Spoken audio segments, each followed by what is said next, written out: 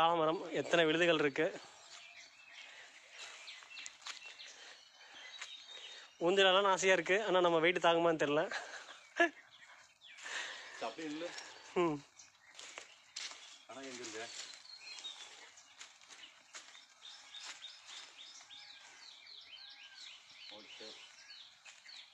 நான் வீடியோ எடுக்கிறேன்.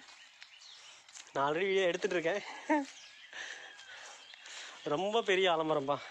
எத்தனை விழுதுகள் பாருங்க.